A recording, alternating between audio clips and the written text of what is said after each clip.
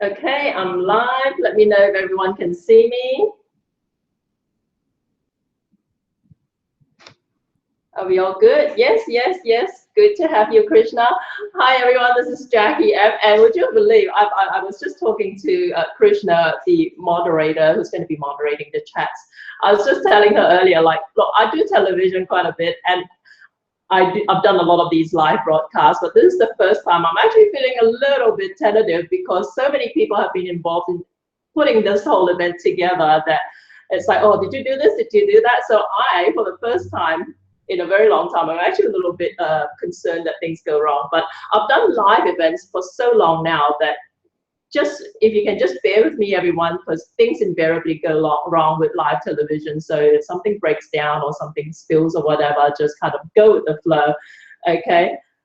Incompatible browser. Okay. Desley, you can actually watch it on YouTube as well.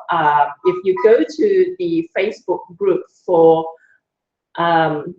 this Thermocook event, the Thermocook series of events, Cyan or Cherise is just sharing it across on Facebook. So, and also some people on Froothie are sharing it on the Froothie Facebook page as well. So you can actually watch it on YouTube through a Facebook link, and then you can still comment, and we'll try and catch everything as quickly as possible. And like I mentioned, I'm actually broadcasting from 2 laptops, so if it looks like I'm kind of like not looking at you, it's nothing personal. It's because I'm trying to split my time in between 2 different screens. Okay.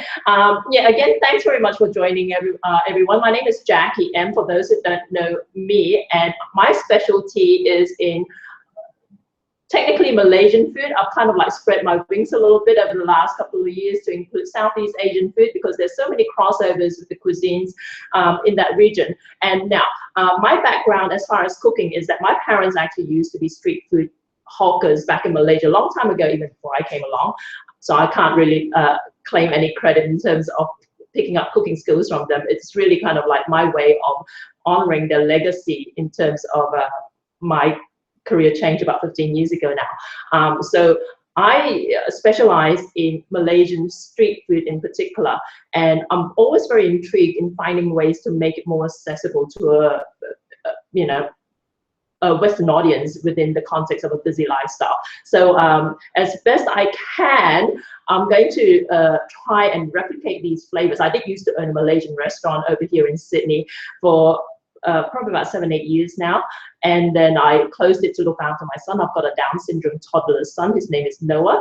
As best I can, I try and replicate the flavors of my childhood. So that's essentially my focus, making sure that the food tastes the way they taste back in Malaysia. Okay, and that may in fact mean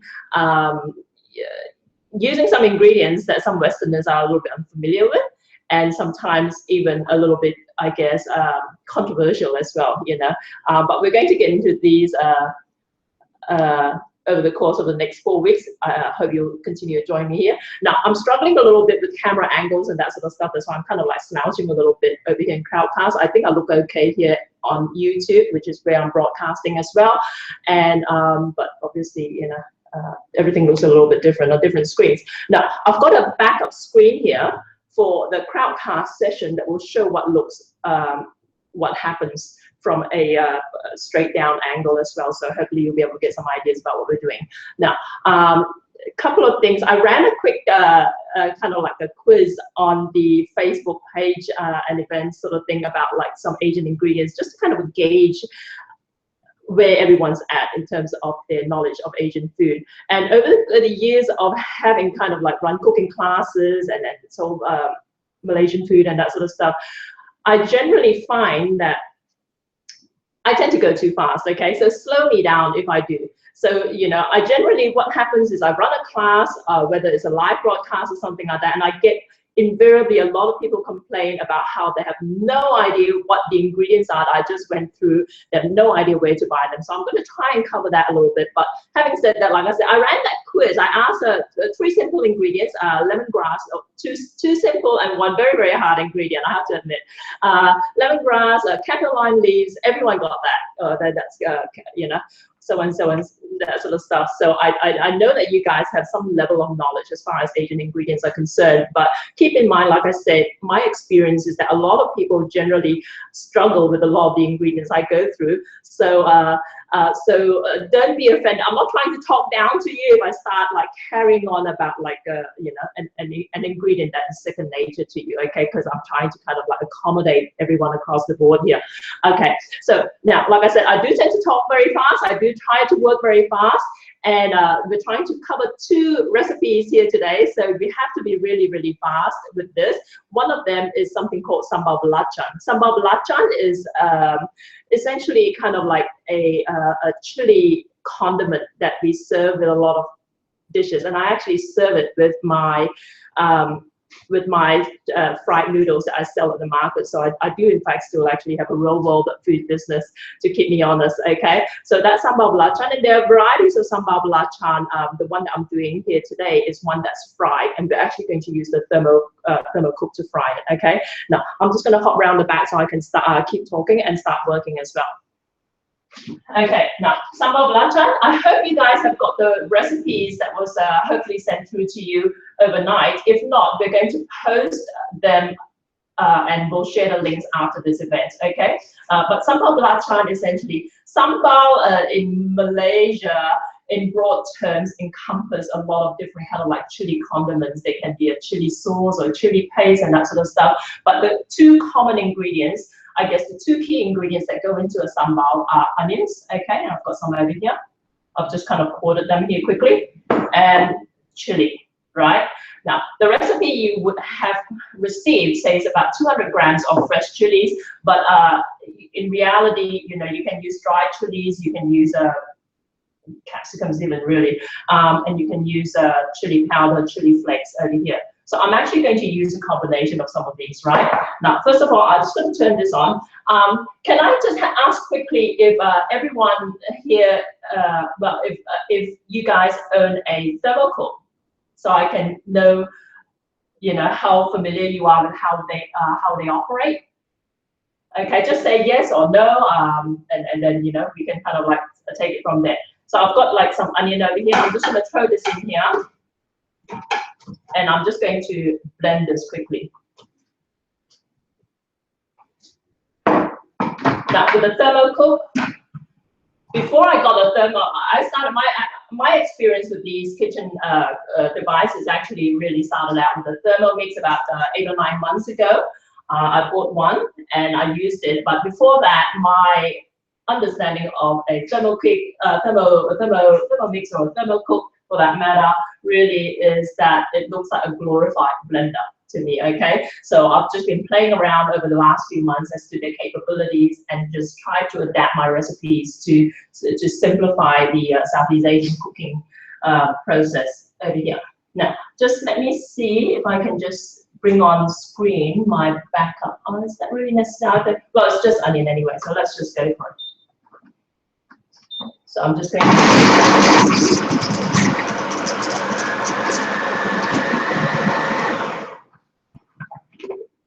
Okay, I'm just going to blend it. So I did blend it for speed 8 for about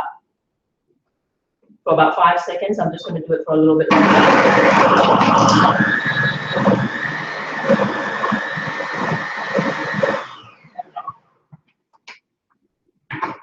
And I've got the onions here. I'm just going to take it up to show you. Okay. So essentially at this point, I'm just using the Thermocook as a food processor or blender, right? And what I'm going to do now, what I usually do, I think it may be okay, but sometimes when I used to run my restaurant, I used to do like 30 kilos of onions. So you can imagine onions can be quite wet in their consistency. So sometimes what I would do, all the time, what I would do with 30 kilos of onion is that when you've got a big, massive tub of it, I was trying to strain out the liquid in them, right? Now, I mentioned in the recipe it actually uses, fresh chilies. I'm just going to throw some fresh chilies in there, and this is a mixture of like These ones here are actually banana chilies. I've just cut them in half. It's a little bit, it looks a little bit sad, a little bit wrinkled, but because it's been sitting in my fridge for a couple of weeks now. But those banana chilies you can pick it, certainly here in Sydney, Australia, anyway, you can pick them up really, really cheap.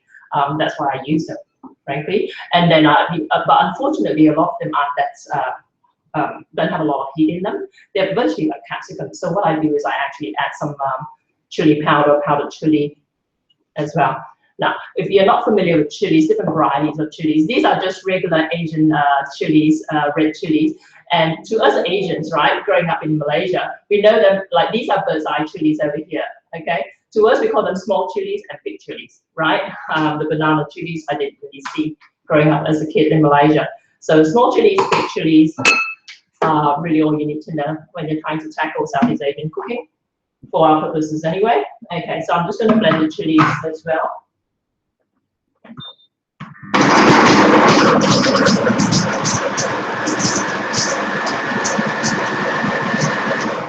Okay, see how this looks.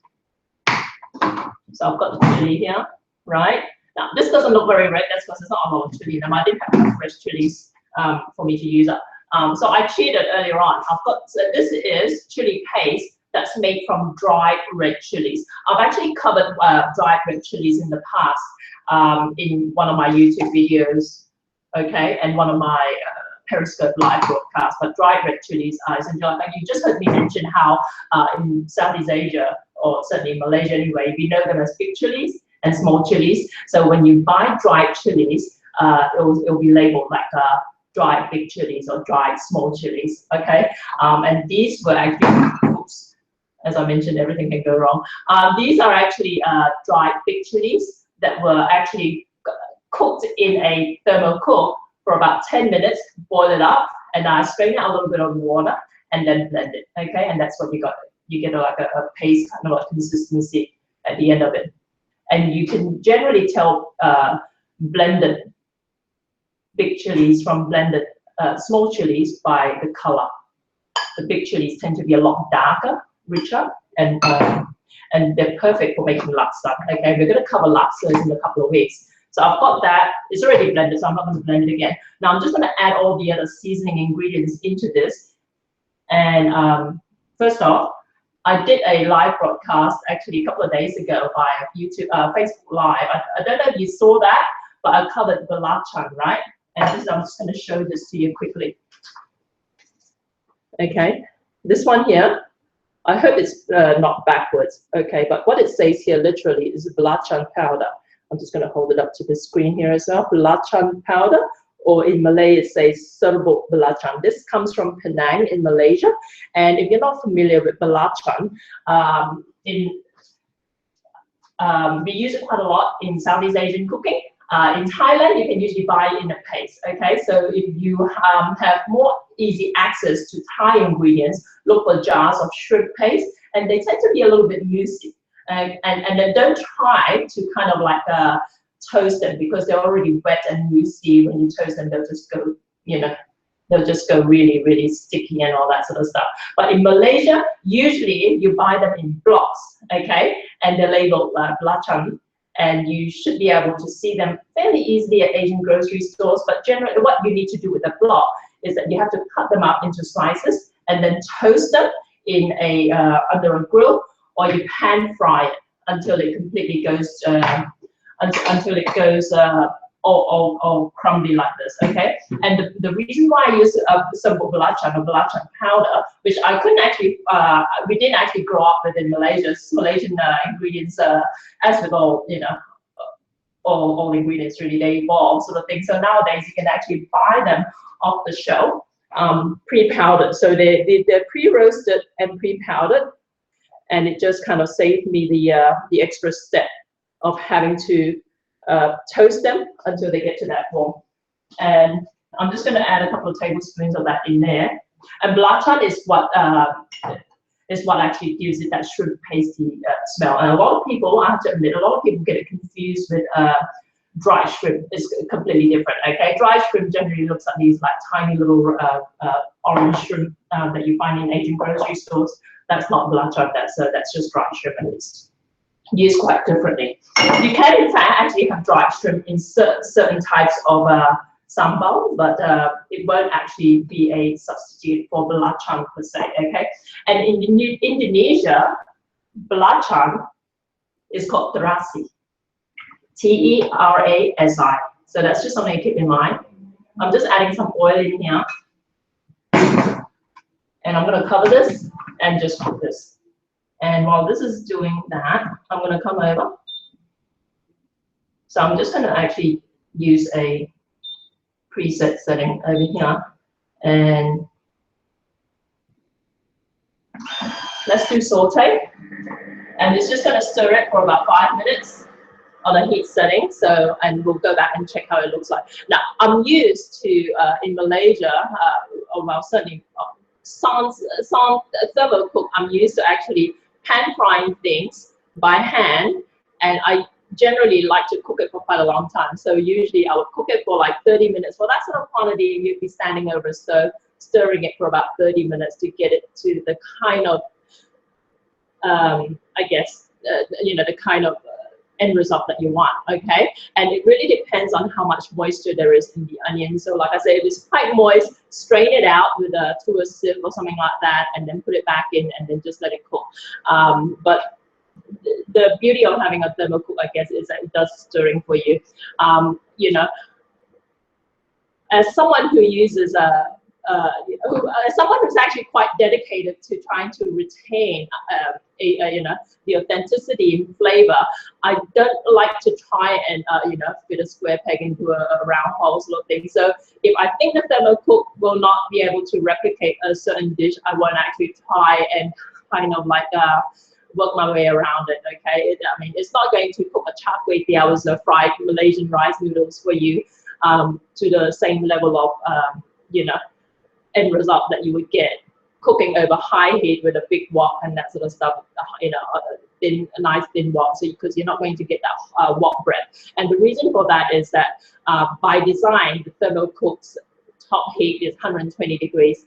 And when you're cooking a stir fry where you want to achieve that wok breath flavor, 120 degrees isn't going to cut it, okay? So it's great for certain dishes like this sambal over here, and it's not so great for certain other dishes. So don't try and, you know, don't expect from me to kind of like convince you to buy this so that you can cook your own stir-fried char kway teow or cook your own like a nice Cantonese fried rice, okay? It will be, you know, I think the, you're just going to lose too much in the process.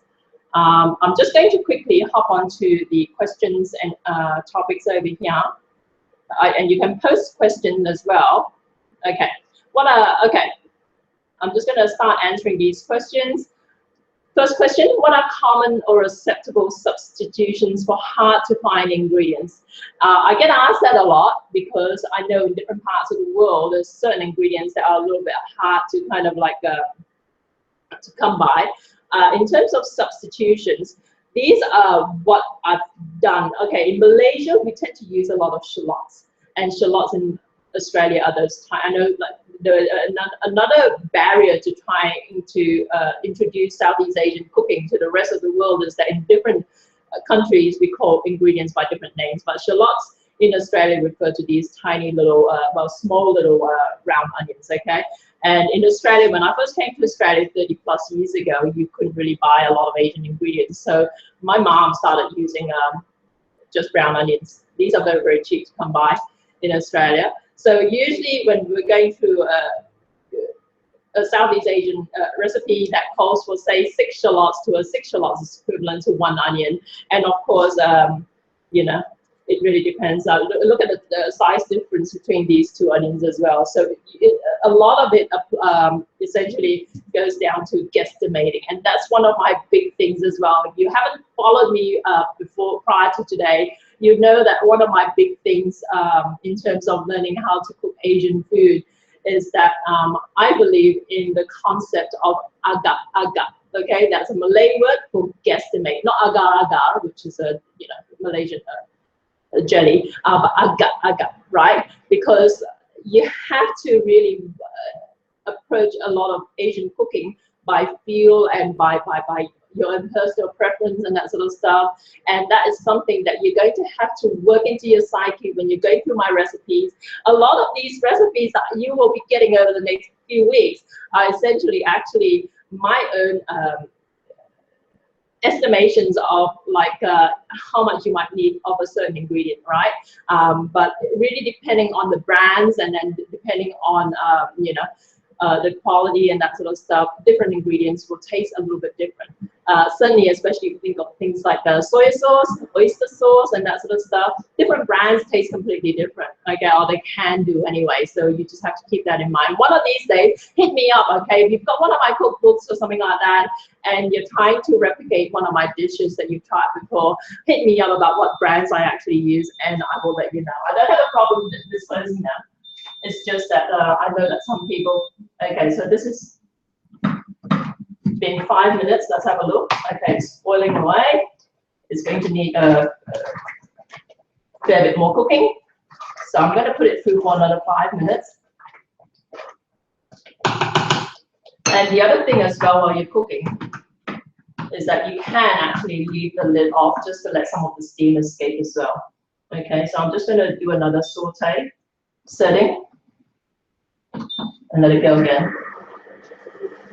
Now, in terms of substitutions, okay, let me think. I'm trying to think of a galangal. If you have trouble getting galangal is essentially a type of a rhizome, which is like ginger. It's not quite a strong flavor as ginger. If you can't get galangal, you can use ginger, but use half the amount of ginger that you would galangal. Let me try and think. Now, a lot of fresh ingredients that you can't get, you can actually in fact get dried, a dried version of, okay? So if you go to Asian grocery stores, look for dried galangal, look for dried, you know, lemongrass, even if you have to, you know, dried garlic and even dried onion. Okay, so those are the kind of things you're going to start thinking of. And usually if you're using dry instead of fresh, basically you use half the amount of dry that you would fresh, okay? So I'm just gonna click that done answering. Where can I buy Southeast Asian ingredients? Okay, I want to start answering that. Where can I buy Southeast Asian ingredients? That's another thing as well. You know, it's a lot of people think Asia as like one big massive kind of like they think Asia as one kind of I guess a homogeneous region, right? Okay, but there's actually a lot of diversity in our cuisines and that sort of stuff. So I always tell people, if you go to an Asian restaurant, I can smell that. If you go to an Asian restaurant or Asian grocery store, it really depends on who is actually running the store, right? If I go to Chinatown here in Sydney, Australia, a lot of the Asian grocery stores in Chinatown are actually run, well, back in the day, they used to be run by Hong Kong immigrants. Nowadays, they tend to be run by immigrants from China. So you get the kind of ingredients that they stock in their store tend to reflect the kind of cuisines, you know, that they're familiar with. So you may struggle to find belacan in a Chinese grocery store in Chinatown. Okay, you may have better luck in Thai town. Though having said that, if you live in Sydney, Thai town is just next door to Chinatown, and you get a lot of Thai grocery stores there. But unfortunately, because of its Thai town's location being right smack bang in the city, I think that Thai town's grocery stores actually are not generally as well, you know, well stocked as I would like to think. Okay, and I think the reason is that they catered a lot to a lot of Thai university students who are here to study, who don't do a lot of cooking. Okay, so I have actually struggled. You would think, like I said, you know, Thai town, Thailand being right next to Malaysia, a lot of our ingredients are actually very similar, but you do tend to struggle a little bit looking around. What I find really works for me as far as shopping for Southeast Asian ingredients is going to Vietnamese grocery stores. Okay, and there are quite a few of them here in Australia, certainly here in Sydney anyway, because of the preponderance of Vietnamese immigrants in this country.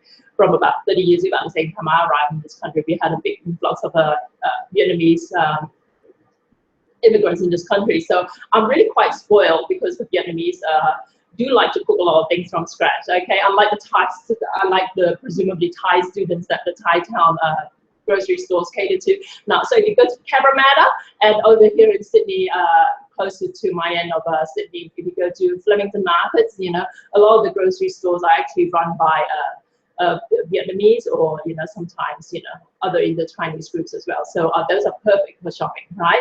Now, having said that, Malaysia is a little bit unique in Southeast Asia because we are very multicultural. So a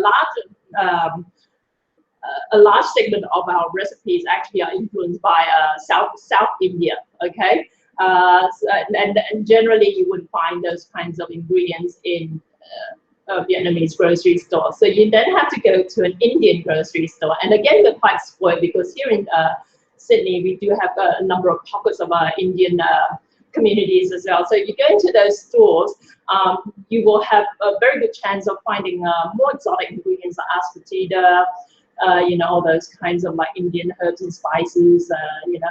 You'll have a better chance of getting things like curry leaves. And the other ingredient that I posted the other day was something called daun sirih in Malay, which is in English it's just called betel leaves. It's a variety of betel leaves, and that's the other thing as well. I'm passing now, I know, but there are different types of betel leaves and they're used completely differently. But the Indians use this particular type of betel leaf where they wrap kind of a nut in them and they chew them, okay?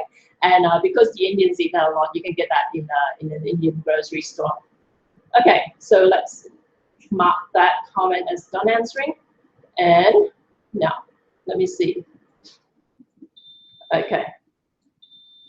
Often shrimp or prawn-based ingredients are used. Okay, let me just. What can I use to cater for shellfish allergy? You are really going to struggle. You can leave it out completely, to be fair. But I have seen shrimp paste. I have seen vegetarian shrimp paste sold in Asian grocery stores, and all they're really made of are soybean. Okay, and flavor-wise, they're actually not too bad. But if you can imagine soybean, fermented soybean, think of things like I'm trying to think. Think of things like hoisin sauce, okay? So it's quite salty, a little bit sweet. If you think like a really intense flavor of that, that might actually work for your substitution, okay? But unfortunately, in Malaysia, I think certainly back in my day anyway, we don't really cater for a lot of food allergies, right? We tend to kind of one size fit all. We have this one size fit all approach to our cooking. So you get something like say like a char kway teow. Again, I keep coming back to char kway teow because it's one of my signature dishes. Char kway teow is fried rice noodles. For those who don't know, very popular in Malaysia. And now I keep going back to that because in Malaysia, what we do with char kway teow is that we cook it up with a mixture of different types of ingredients. We've got what's called blood cockles, so that's a seafood ingredient. We usually have fish cake in them, and they usually like to use pork lard in it as well, right? And also they have what else do they have in the char kway teow? I'm trying to think. But essentially, it's kind of like a hodgepodge of Chinese sausage, right? And that's pork again. Now, I don't actually eat pork. It's just a personal thing. It's not a religious thing. I don't eat pork. So I do actually adapt along my recipes. That's the one concession that you will find in my recipes, okay? And that always annoys people because they say, oh, that's not meant to give birth. Char kway teow doesn't have pork in it, right? But that's one thing that I do kind of like tweak in my recipes. I remove all pork in them. But what I'm trying to say in bringing up the example is that we don't have a problem with throwing in seafood, throwing in meat, throwing all kinds of stuff into it and serving it up to you. But having run a Malaysian restaurant and Malaysian business for 15 plus years, I know for a fact that Aussies tend to kind of compartmentalize their diet, okay? So some may like seafood but don't eat red meat, or they might eat white meat but not red meat and that sort of stuff, or they may be gluten intolerant or carb free and all that sort of stuff. You're going to struggle a little bit when you go to Malaysia and go to a regular street food store. I just have to go tell you that. Okay, so now I've got the sambal belacan. Okay, this has been cooked for about 10 minutes in the Thermocook. And like I said, it's just a matter of throwing everything in. You saw what I did there. Pretty simple. Now, if you want, you can cook it a little bit longer. Okay, but I think this actually, it tastes really quite fine as it stands. You'll find in my recipe because just by, I guess, By habit, I do tend to cook them for a long time, right? When I'm frying them myself. But you know, if you're using a thermocook or if you're in a hurry, 10 minutes is really pretty plenty. I'm going to take a picture of it to show you what it looks like. I'm just going to bring this a little bit closer. Okay, so you should see a layer of oil over it, and then you can store it in a jar and keep it in the fridge. It will keep for a good 8 weeks or so. You keep it longer in the freezer. Okay, now I'm just going to be a little bit lazy and I'm not going to wash this because we're just a little bit tight for time, because we're going to move on to the next dish. The next dish is something called serunding. Serunding is a Malay kind of like meat floss. Okay, now I actually kind of like stumbled upon this as a, you know, the thermocook as something that I can use to make meat floss in, because it's one of those dishes that are really kind of like finicky to make by hand, which is why I never made it until I actually bought a Thermomix and now a Thermocook, right? But what I found it to be really useful for is that, you know, I come from I guess it's just me and my baby Noah, who's a toddler, like I said, in the house. So if I buy something like a charcoal chicken or I cook a roast lamb or something like that, I generally have like leftover meat after about like, you know, 1.5 times, 1.5 meals of eating a charcoal chicken. You kind of get sick of the rest of it, and invariably ends up getting thrown out, right? It may not be the same with different people, but you know, even with roast lamb, you know, you come to the dregs of it, you think, oh God, you know, I don't really feel like eating roast lamb anymore, and you throw it out, okay?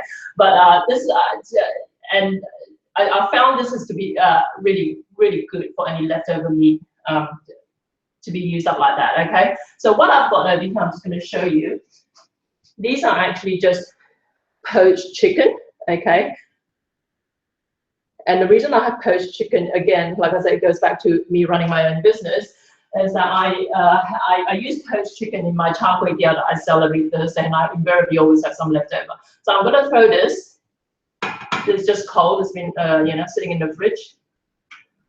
I'm just going to throw this in here. And I'm going to blend this, right? And that's what did I do with the lid? Here we go.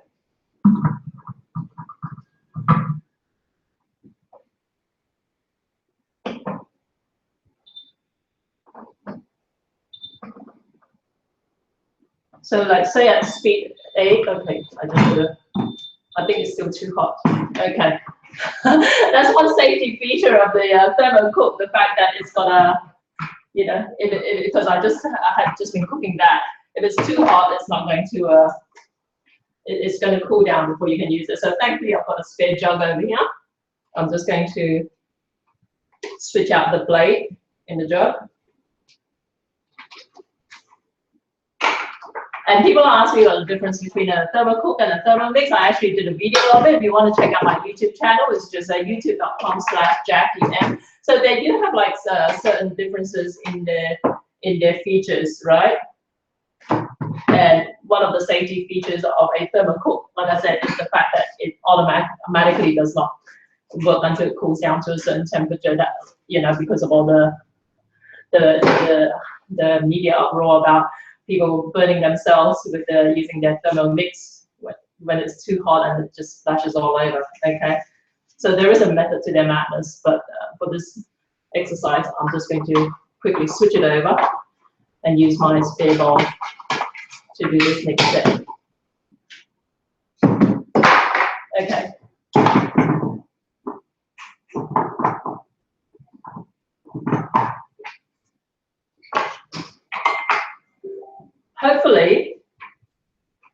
Hopefully this works, because the blade is still quite hot, so I don't know if the sensor picks up the blade temperature and uses that as the guide to make sure this is locked in properly.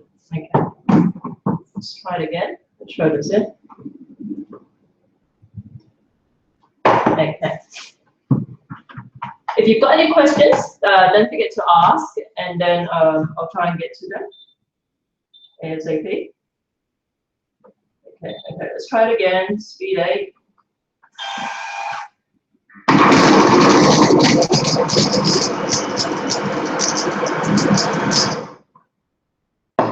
So that was 5 seconds in there, speed 8. And this is what I've got, right? So I've got the minced chicken completely. Okay. And of course, like I said, I've done this with red meat as well, with beef and with lamb and with fish even. I had some IKEA fish, you know, those IKEA salmon sitting in my freezer. I've forgotten about them until the bag split, and it didn't look like a good idea if the bag split, and it's got freezer burn to be, you know, cooking it normal way. So I thought, oh, let's just steam it up and make fish floss with it. And I posted the recipe online and shared it on Twitter. And this not famous, there's I guess, fairly influential editor of an Australian newspaper. And I'll just put in some garlic and some onion in there. Okay, fairly influential Australian editor. And I was using a Thermomix to make that at the time. And I shared it online. And she go, oh my God, you know, that just convinced me that just kind of like, what did she say? That just basically validated the fact that the Thermomix is evil, sort of thing. And then because she had something like, I don't know, 40,000 followers, they started attacking me or making fun of my food, right? And that started a little bit of a Twitter incident.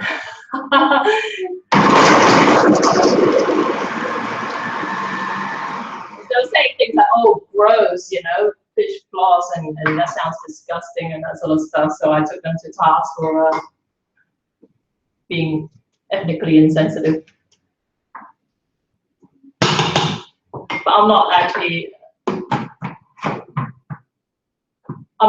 that sensitive about that sort of stuff. Personally, I just want to kind of like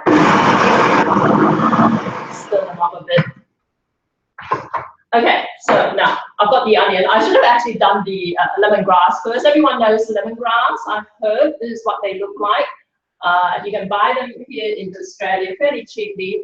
And like I said, I've mentioned before as well, I only need half of these, this actually. And usually you'll find in recipes that say, oh, use only the first 3 inches, right? No, but if you've got a Thermocook, you can actually use most of it because it's strong enough that you can actually process these really, really finely and really elegantly as well. So don't be afraid to use more of it, right up to essentially, you know, where it gets really kind of like fibrous-y. I'm just going to chop this up a bit. So I'm just going to use this much because that's all I need for this particular recipe. But you, like I said, you can use the rest of it as well for other recipes, right? And now, lemongrass is another thing that's kind of like the Thermocook has been a lifesaver for me for, right? I'm just going to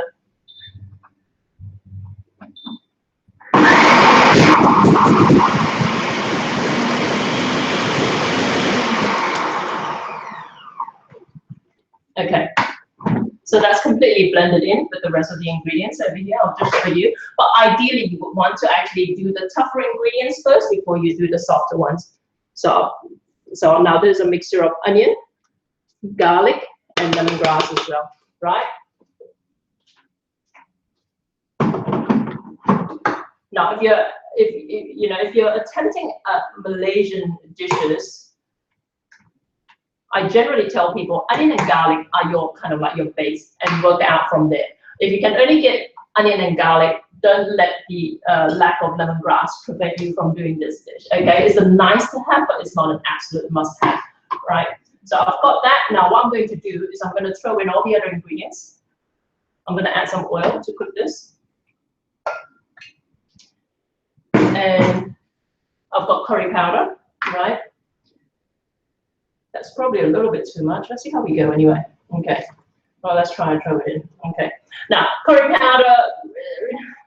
If you're cooking Malaysian food, I generally suggest that you buy Malaysian brands, right? And I'm not being you know, a die-hard patriot in saying that. It's just that you stand a better chance of replicating the flavors more closely, because you'll find that different types of curry powders have different nuances to them.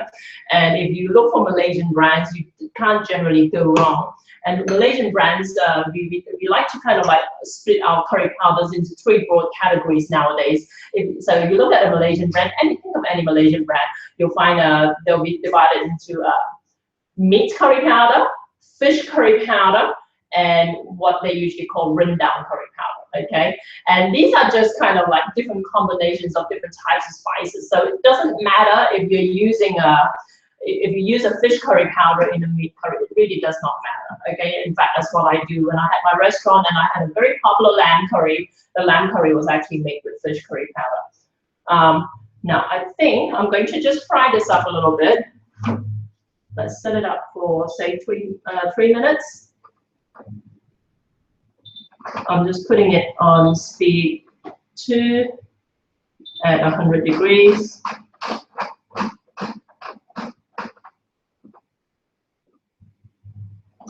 And just let it cook for, I just want to kind of like bring out the flavors of the curry powder before I add all the other ingredients. Okay, but that's a nice to have, not a must have. Let's see if there are questions here I can answer some more. Okay.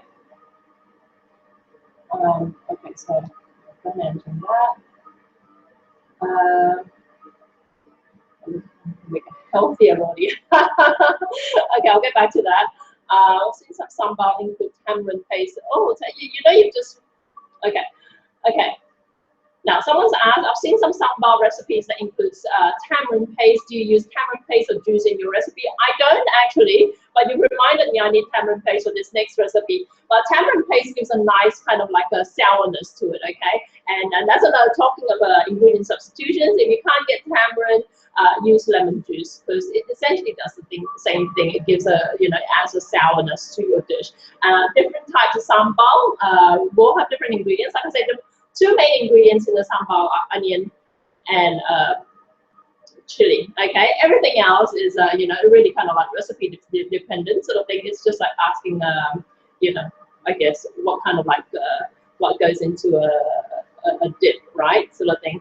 But those are the 2 core ingredients, and everything else, you know, really depends on the recipe. So not all sambals will have shrimp paste. Not all sambals will have whatever else you add to it.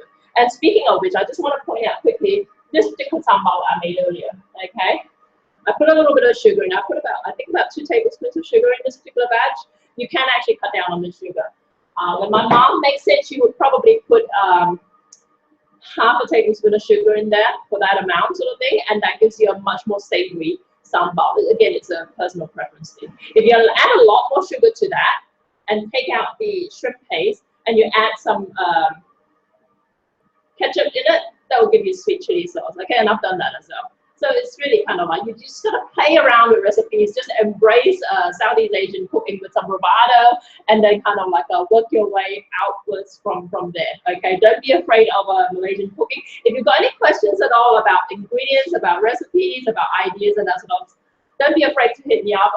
On a regular basis, I get people email me. I even get people really cheekily go to Asian grocery stores, take photos, and ask me if that's the right brand of coconut milk they should be buying, sort of thing. So, you know, feel free to hit me up with any questions about ingredients, because I know it's a really, really kind of like complex minefield that you're wading into, right?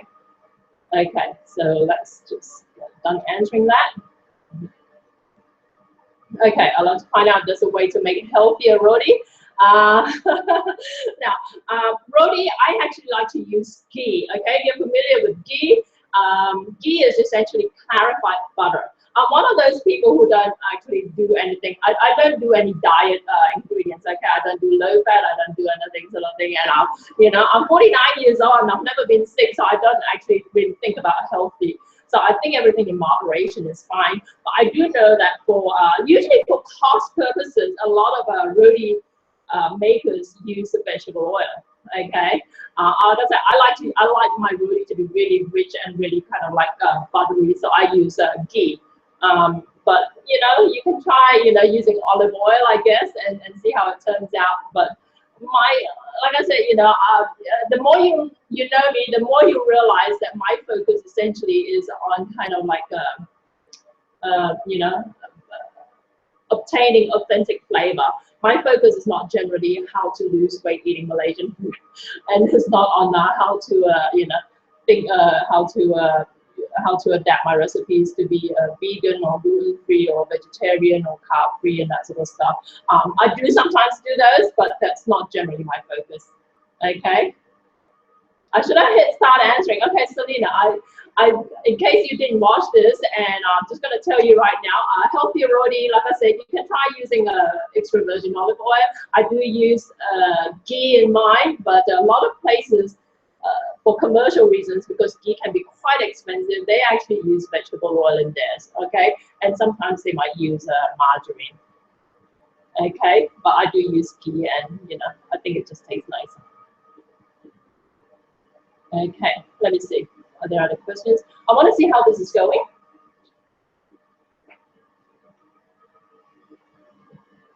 Okay. I'm just going to add a little bit more oil to this. This is what it looks like so far, and it smells quite nice, in fact. Okay, it needs more oil in it though. So that's your curry paste. And like I said, just as a reminder, what's in there is oil, obviously, onion, garlic, and lemongrass. So I'm just going to add more oil and curry powder. I'm going to throw the meat back in there. And I'm going to add the seasoning, okay? So I've got some sugar, fair bit of sugar, about 4 tablespoons. Some chicken powder. I'm going to cover chicken powder in a little bit, and it's quite controversial because I think I'm going to lose some people. They're going to stop watching once they see me put chicken powder in it. Okay. Some coconut cream.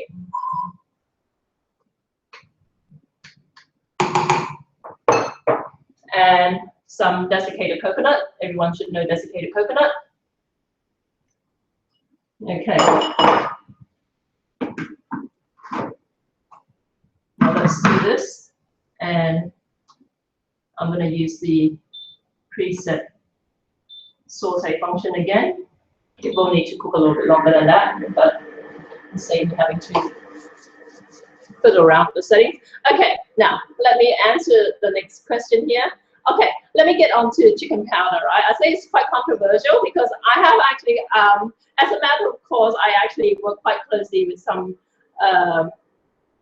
Malaysian agencies like Tourism Malaysia and Trade, which promotes tourism to Malaysia through its food, right? Okay, so I was invited to Melbourne and Sydney to give a series of cooking demonstrations to media and to other chefs, people like Adam Liao and Alvin Kwa, all your, you know, go-to Malaysian personalities on Australian television.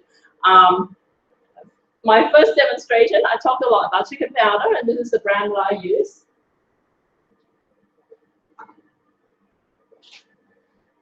Like I say, you know, people are going to stop watching once I say, okay, chicken powder, I'm not getting paid to promote this at all. It's a Knorr brand. And the reason why I use this in my cooking is that if you go to Malaysia, like I do with the kind of frequency, and you interact with the chefs on the street and in hotels and that sort of stuff, you will see that a lot of them see this as their kind of like go-to ingredient for seasoning, okay? In Australia, you usually season, you think of salt, pepper, sugar. In Malaysia, you know, around the world, you will have seasoning ingredients that include chicken powder along with soy sauce and oyster sauce and that sort of stuff. So it is very commonly used, and the reason why it's controversial is that some of them contain MSG. Okay, and I know Australians have really struggle with the use of MSG in their cooking, but the reality of the matter is that in Asia, certainly in you know, in street food anyway, it's generally part of the course. Okay, you can cut down on it. You can find brands that don't actually contain MSG. Usually, chicken powder you can find at Asian grocery stores. Can't find them, use chicken stock cubes. Okay, so like kids using chicken stock cubes. So I understand people's aversion to using these kinds of shortcuts, but the reality of the matter is, like I said, you know, if you go to Malaysia and you actually go behind the scenes like I do on a regular basis, you'll find that that's really kind of like one of those. We use them the way you use soy sauce, okay? So it's in there, but if you don't want to use it, leave it out and use salt instead, but use half the amount of salt in your cooking, and maybe tweak it by adding a little bit of sugar in it as well, okay? So you know, that just kind of like balances out the flavor. Now I'm gonna stop this because I think it needs to spin a little bit faster. So I'm gonna, instead of using the auto function, I'm gonna change the setting to 4 and put it out to 100 degrees again. And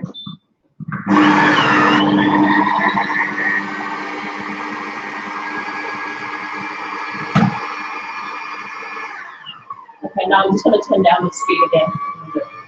And I'll leave the lid off. If you're not familiar with the Thermocook, like I said, you know, it essentially cooks for you, and it spins and that sort of stuff. And another point of difference between the Thermocook and the Thermomix as well is the fact that with the Thermomix, not only does it only come with one blade, but also you cannot cook it without stirring, whereas with the Thermocook you can. Okay, so with a Thermomix you always have to set the blade motion, set a particular speed, otherwise it won't cook. It won't basically heat up.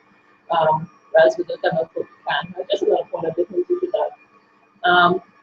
So this is cooking away, and what you want to do, I'm just going to take it out in a couple of minutes. What you want to do is actually finish it off in an oven, uncovered, just to crisp it a little bit, or pan fry it. Okay, and the reason why this is good is because the whole mincing the meat thing and all that used to be really fiddly. You know, you kind of have to use your fingers to kind of separate them by hand a little bit. But this just, you know, using that just saves you a lot of trouble. Okay, I'm going to answer this question. What is Southeast Asian food, and how is it different from the cuisines in other parts of Asia?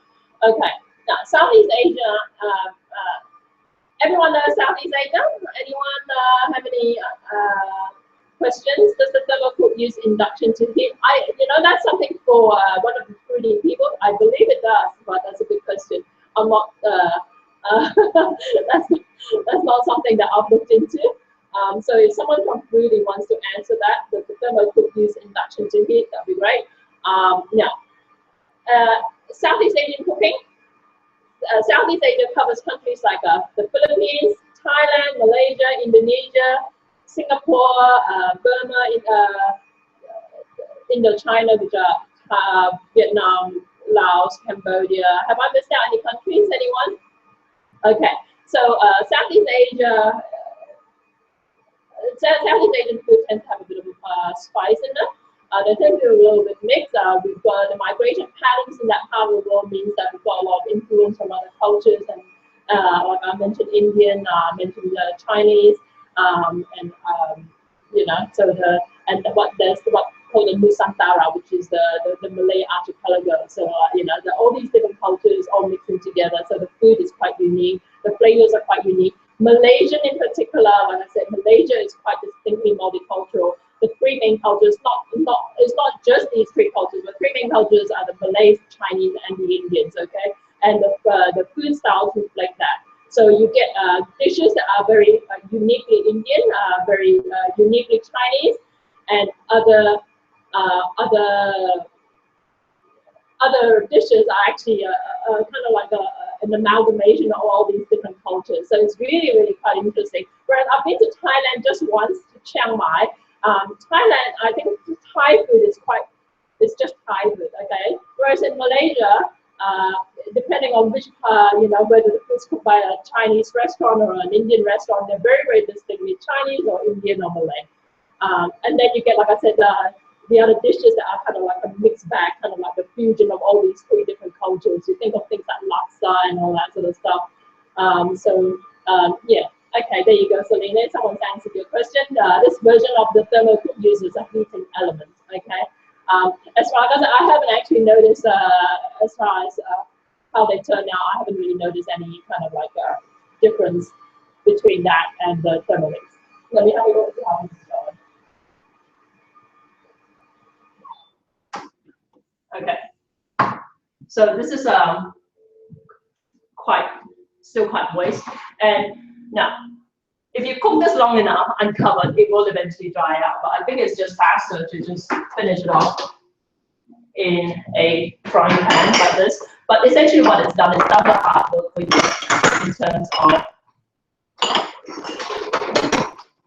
the mincing and the stirring and all that, and now you just want to kind of like finish it off by crisping it up.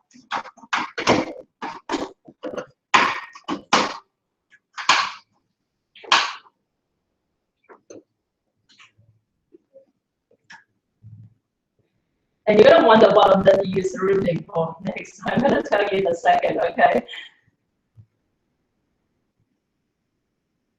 And the other thing I just want to point out as well in terms of cleaning these is that what I do is that I usually just soak it in the, stick some water in the sink, stick some bicarb soda if needs be. If it's a little bit sticky, which it can be sometimes, it's just like leaving something for too long. But it does come out very, very easily. You just soak it for a little while. Like I said, soda bicarb, a little lemon juice, and that sort of stuff will get some of the brown stuff off quite easily. So now, serunding is used in Indonesia and in Malaysia, and it really depends on different recipes and all that. And what do you use it for? Once it dries out, I'm going to show you quickly because I don't know if you have time to kind of like dry this up completely. I put quite a bit of coconut cream in this. You can actually leave the coconut cream out if you want because it's already got desiccated coconut in it. But the coconut cream just gives it a nice, rich, creamy flavor. Okay, but I went to Kelantan fairly. I think it was one of my last trips to Malaysia. Kelantan is up north, right? And in Kelantan, you go to a big market, and they sell like basically just piles and piles of different types of serunding. And what they use it for, in its most basic form, you just eat it with rice. Okay, it's just like you can imagine, like kind of like a pursed up like a condiment on the side. You can eat it with sticky rice. It's perfect with sticky rice. You can eat it with like kind of like a nasi kerabu with a mixture of different dishes, and then you'll have some of that serunding with it. Okay, and you can wrap it up in a rice cone as well. In Kelantan, they do a lot of these really long rice cones. I don't know if anyone's been to Kelantan; they're familiar with it. They're wrapped in banana leaves, and historically, what they do. Because Kelantan, like I said, up north is actually a very rural, very agrarian kind of like culture. The farmers, what they would do is pack these really long cones. You can imagine long skinny cone made with banana leaves sort of thing. And they have rice that are kind of like stuffed inside. And they put different types of like dishes in between. Okay, so you can imagine a cone that has rice at the bottom, right down in the narrow part. And then you might get a fish curry. Okay, and then more rice on top, and then you might get some vegetables, more rice on top, and you might get some serunding in there as well. So it's quite interesting. So you can imagine the flavor of serunding. Another way you can use it if you want to be really fusion about it is use it in sushi. Okay, so next time you've got some sushi rice, pull out your tub of serunding. This will last a long, long time. I'm just going to show you what it looks like done. Okay. This is something I made literally like months ago. Okay. So the finished product looks like this. If you can see it, very dry. And I haven't refrigerated it, it's just been sitting on one of my shelves. And unfortunately, it's not something Noah eats because it's too dry for him. And he's got no teeth because of his health issues, okay? But it's perfect to sprinkle over rice, in a lunchbox or something like that, and you can use it, like I said, wrap it up in sushi the way you might make a sushi roll or something like that. And also, when I was in Kelantan has a very unique cuisine, and what they had was something called Laksa Kelantan. Okay, it's their version of laksa, which is completely white in color. But the particular place I went to was this nice resort called Froothie Resort. And their particular laksa has serunding this on top, okay? And when I ate fried rice, they had serunding on top as well. So you can imagine just like a kind of like a couple of spoonfuls of like just kind of like crunched up like really curry flavored meat. It's perfect for that. So next time you've got some leftover, like I said, charcoal chicken or something like that, just take off the bones, take off the skin, throw it into your Thermocook, blend it for 5 seconds, take it out 10 seconds, whatever, take it out, add some curry ingredients. Primarily, like I said, onion, garlic are the main ingredients you need in a Malaysian kind of like a spicy dish, okay? Ginger and lemongrass and all those are kind of nice to have. But, if you can't get lemongrass, not a problem. Onion and garlic, I am sure anyone can get anywhere around the world, okay? And your favorite curry powder, preferably Malaysian. And then you can just build from there, okay? So, bit of sugar, bit of salt or chicken powder or something like that. Desiccated coconut, bit of coconut cream if you want to add it in. Okay, so you can hear that sizzling noise a little bit. It's just going to take probably another 5 to 10 minutes for it to go away. You can actually eat it now because it's ready to go. It's just you want to dry it to the point where it will keep well in the jar and an airtight container for months and months, okay? And just serve it as something that goes with your next batch of fried rice or your next, basically, you know, rice plus a curry dish. Okay, there you go. Let's see how we're going for time. Okay, we're nearly up to an hour. So I'm just going to wrap it up here. And you've seen what serunding looks like. Now, I'd love for you guys to actually join us next week. Because this is the first of 4 series, well, first of 4 episodes that I'm doing, specifically showing you how to use the Thermocook in relation to Asian cooking, okay?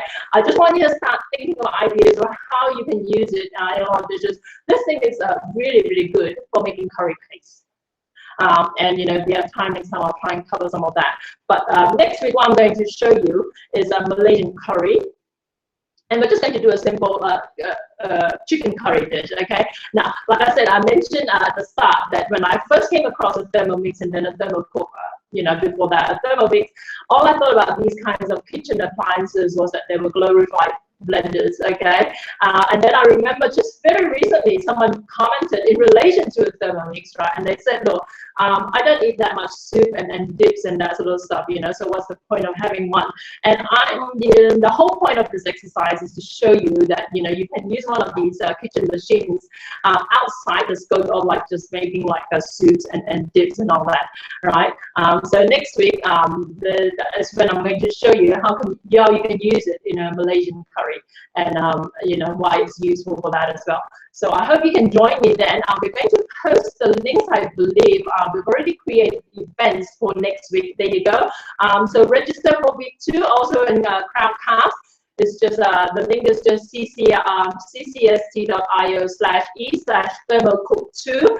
The link is posted in Crowdcast, and I believe someone should be sharing that on if you're watching this on YouTube or anywhere else as well. Okay, or you can just go to does this product stir ingredients and mill things into flour or mincemeat? I've never tried it for flour. Maybe someone else can ask. But yeah, it does stir things and it mills things really, really well. Okay, so you can use it to make like icing sugar and that sort of stuff. And it's what have I done it? Use it for? I'm just trying to think. But yeah, it does build things really, really finely, and it does it very, very efficiently as well. But my focus, like I said, is Asian ingredients and that sort of stuff. And one of the biggest struggles running a Malaysian restaurant back in the day was trying to mill things like lemongrass, galangal. If anyone's familiar with galangal, it's one of the toughest kinds of like roots that you can get in the shops, right? It's almost like wood sometimes, but you will be able to use it beautifully in something like this. And in fact, when I used to have my restaurant, I used to have a $1,500 back in the day. It was like 15 years ago. $1,500 is a lot of money. I bought a commercial food processor to be able to blend just onions, right? And but based on the kind of volumes I was going through, I broke it very, very quickly. So after that, I just kind of tried to use all kinds of shortcuts. I stopped buying fresh lemongrass. That's how bad things were, because there was just no way I could find something that was powerful enough that could do the job as efficiently as this. So I actually started buying pre-minced frozen lemongrass. But you know, half the flavor is lost in something that's been like, you know, sitting in a freezer that was done in a factory overseas, you know, and imported over here. I always maintain that fresh is always best. So we'd love to see the okay. Oh yeah, guys. We'd love to see you cooking, attempting these recipes. So if you do have a chance to have a go at them, make sure you share them on social media, and so that we can catch them, use a hashtag if you could, Jackie M Live. So hashtag Jackie M Live will pull up some of your results, and I might be able to coerce Froothie, who's helped promote this event, to kind of like, you know, kind of like give you some incentive to do that as well. So I look forward to seeing you again next week. Thank you so much for your time, everyone. And if you've got any questions at all, like I said, make sure you share them, and I will try my best to answer them before next week as well. Thanks again, guys. I really appreciate your company, and I shall see you again next week. Ciao.